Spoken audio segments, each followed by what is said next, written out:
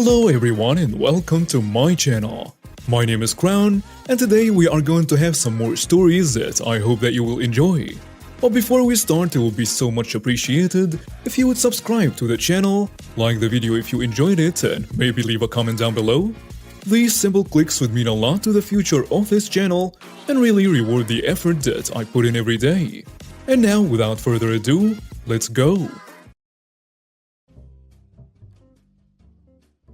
First story. I took all the toilet paper. This takes place well before COVID in 2016. My husband, 28 male at the time, and I, 26, were having difficulties in our relationship. He was very verbally, mentally, and sexually abusive when he didn't get his way or when he was drunk. I had enough of it and suggested we get help from a professional. He would always try and get to go to his friends and talk things out, but I wanted professional help, and he was in the army, so the army would have covered it. He agreed and started getting some real help for him. I know this part is serious stuff, but it's just background information and not for what I pulled revenge on. He was getting better, and then his grandfather died, so he left for a month. Nothing big for me, he was in the army and I was used to it. But when he came back this time, he immediately asked for a divorce. And we have a son between us. And at the time, my mother came out to help me with taking care of him because he was still not sleeping through the night. It was also on my birthday when he came back. So I asked him why. And he went into a rant about how I was the problem and proceeded to gaslight me. He did that on my birthday in front of my mother. I saw red. So I agree. A few months later, I found love letters between a girl he went to college with, dating back to 2 years before my son was born.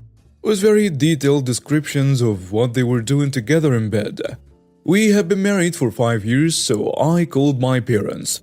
I do not tell them anything, just that he's kicking me out, he was, and we were base housing, so I had no choice. They came out and I packed all my things. And then I packed all the toilet paper in the house, the cooking utensils, cozy Xboxes, every bar of soap, left a bed frame but took the mattress, and all the legal documents we had, without saying a word to him. He then sent me a very angry text about how I should have asked for his help, and he didn't even want to talk about what I took. And then he texted, "I'll let you have full custody of your son if you give me back the Xboxes." Wow, okay, I said our son is a person, not a thing that can be traded away, and that I would see him in court. A week after that, I found out that he moved in with the girl he was cheating on me with. So I casually let his superior officer know that his wife was no longer living with him, and he got kicked off of base housing.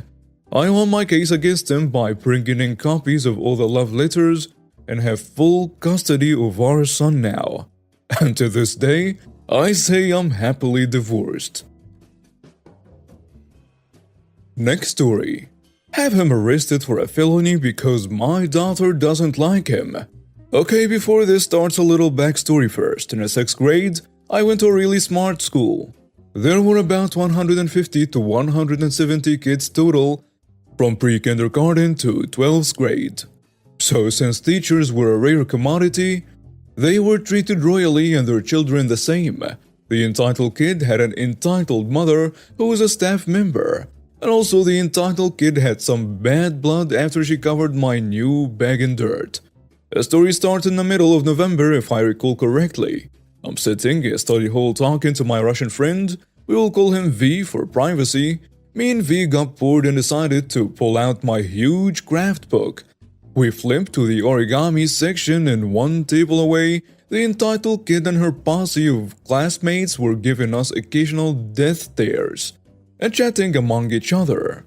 Either way, me and V talked it out and decided on the origami water bomb. We walked near the entitled kid's table to my other friend G and asked if he wanted to help us make it. The entitled kid's table gave out a silent snicker. We gave up after 15 minutes. Fast forward to the next day, I'm eating my breakfast and I get called at the door from the principal herself. I really hated her. I think it is to ask if I know anything about a fight or something. and she sounds unusual and very strictly tells me to sit down.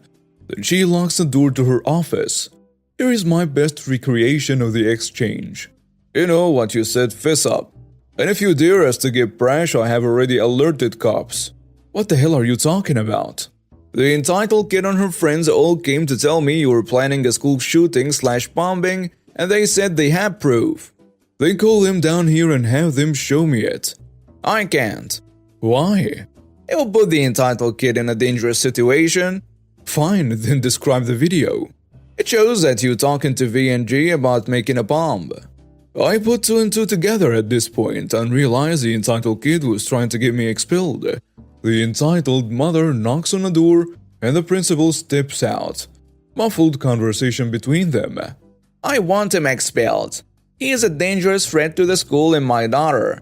She said that she would be first because he doesn't like her. Call the police department at this moment. I've already alerted them. All we need now is his motive for them. The entitled mother sighs loudly and says, just get him out quickly. At this point, I'm nearly in tears in fear of ruining my perfect record. The entitled kid and her mother were working together, and at this point I was crying in the office and the principal came back in. You can go. I have notified the teachers to keep a heavy watch on you. What? Do you see that this is a setup finally? No, I just need more evidence for this case to do something. I had no idea what to feel, so I just took the chance I had and walked out of there. Over the next hour, she proceeds to call V&G, and my friend B completely unrelated to the story. As each one comes back, I ask him what they said and what she said. She said that she was trying to lean towards me getting in trouble by saying he never wanted to be a part of this, and all that other nonsense to make him feel like the victim. V, on the other hand, was treating him like he had a direct involvement with the case. Lunch came around and I was fuming. Everybody gave me nervous glances. A kid that I had knew but never really talked to came to me, he's W by the way, and he says, "Hey bro, is what they are saying true? What, about me being a school shooter? No, about how this is your last day here." My heart dropped. What do you mean? He proceeds to sit down and pull out his phone. He showed me the entitled kid's last snap. He was celebrating and bragging about her getting me kicked out. Fast forward till the end of the day. After a few more office calls, the school is still on high alert. I go home crying to my mom. I spill and tell her all about it, and she is pale white the whole time. She calmly tells me that she will deal with it in the morning. Morning comes and mom drags me out of bed. I did not want to go that day, but mom told me that I should, because if anyone was going to clear my name, it was going to be me. By the way, my mom is one of the nicest moms you could meet. The only time I had heard her raise her voice was really about not being able to pay a bill on time or when she cheered me on in baseball. This will be relevant in just a second. She storms into the office and tells me to sit in the hall. And my mom went ballistic. The principal tells her, "I see you have come to defend your son from this matter, but your input won't help us as you are not part of this case." I'm not here to help my son. He's going to clear his name. I am just his reinforcement to make sure this is just a case. Well then you have no business. I have no business being here. Out of the blue you blame my son for being a school shooter based with little to no evidence and claims from an entitled little jerk that he had bad blood with. Do you see where I'm coming from, you alcoholic witch? Then the principal calls me in at this point and to my surprise, calls the entitled kid too. I asked the entitled kid to show the video she claimed to have, and my mom gave her the death stare. She digs in her bag for her phone for 5 minutes, until she stops and pulls it out of her pocket. Oh, silly me, I forgot my phone was in my pocket. I know this witch ain't got the video because that was the oldest stalling technique in the book. She scrolls up and down for 10 minutes. Oops, I must have accidentally deleted it. I knew iPhones had a deleted image recovery dump thing, so I asked her to go there. It was empty. The principal was not convinced yet, so I asked her to call W to the office. Absolute Legend screenshotted her whole posse snaps about getting me kicked out. My mom went crazy on them and said, "Now I'm getting involved. If this girl doesn't get punished for bullying my son, I'll be going after your jobs." She says the last part to the principal and to the entitled mother. I'm sure reporting a principal for being an alcoholic and drinking during the daytime at that, she gestures to her nose, making an icky face at the smell of alcohol, and a rat staff member for using her power to cover for her entitled brat's bullying. That all will be very appreciated by the authorities. Both the principal and the entitled mother panicked and started offering compensations so my mother wouldn't report them. We settled with the entitled kid getting expelled for 3 weeks and for her to apologize to me in front of everyone, which she did, and it felt really good. I walked away a free man and got to go home early that day, but before I left, I emptied the pencil sharpener shavings in her bag. Little petty revenge on top of it won't hurt. Next story. Entitled woman demands I move on an empty bus. So this was 3 years ago and I was 7 to 8 months pregnant at the time. I had 2 doctor's appointments at 2 separate hospitals. Due to my high-risk pregnancy as it is called in the UK. And I couldn't drive, so I had to do a lot of bus travel that day. While my family were working and my partner was working to save for his paternity leave. He is self-employed, so no paid paternity leave. At about 8 months pregnant, my feet were swollen. I was huge. I ached and just wanted this all to go smoothly for me. Oh, and it was also July, so it was hot for me. So I'd had my first hospital appointment and was on the bus to go to the second.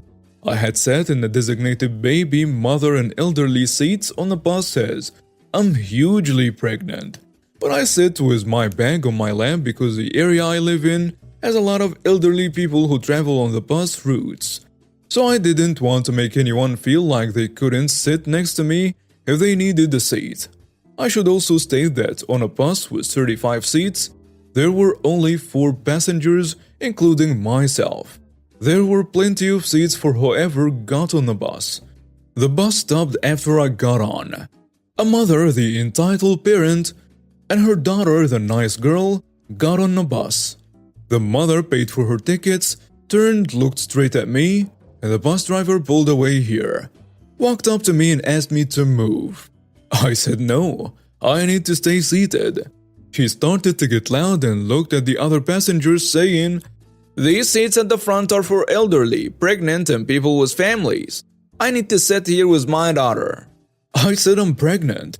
I will not be getting up to walk while the bus is moving. Also, as I'm pregnant, this seat, it's for me, isn't it? Mommy, look, there's loads of seats. Let's sit at the back.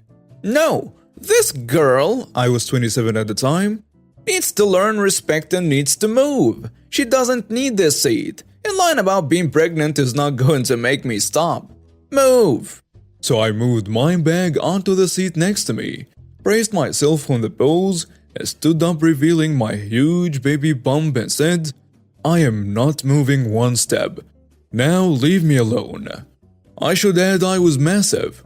I gave birth 3 weeks early and my daughter was already larger than newborn one sees when born. So I was probably looking 9 months pregnant at this point. All the color drained from the entitled parent's face. As an older man at the back burst out laughing and started clapping, I turned to look and saw him applauding me. I just gave a small smile then turned to sit back down, but couldn't help but notice the entitled parent had walked up to the bus driver and was saying something, but I couldn't hear well over the engine sounds. Eventually the entitled parent shouted, "Just stop the bus!" Which he did, then they got off. Completely in between 2 bus stops, on a busy national speed limit road 60 miles per hour, and between 2 towns so nothing around. Shop or even house-wise. It was actually a road that went through the middle of the forest nearby. Seriously, what's wrong with these people? Next story.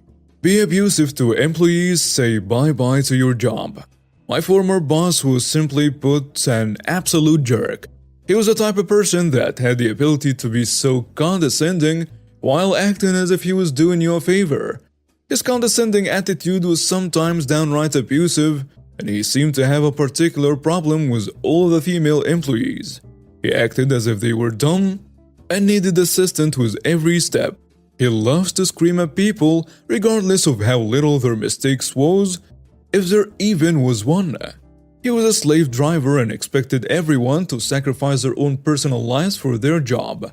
The thing that sparked this revenge was him telling me to miss my older sister's birthday to come into work on a day that I already booked off. No one liked him. Me and all of my colleagues in departments, around 10 or so, could not stand him being here anymore.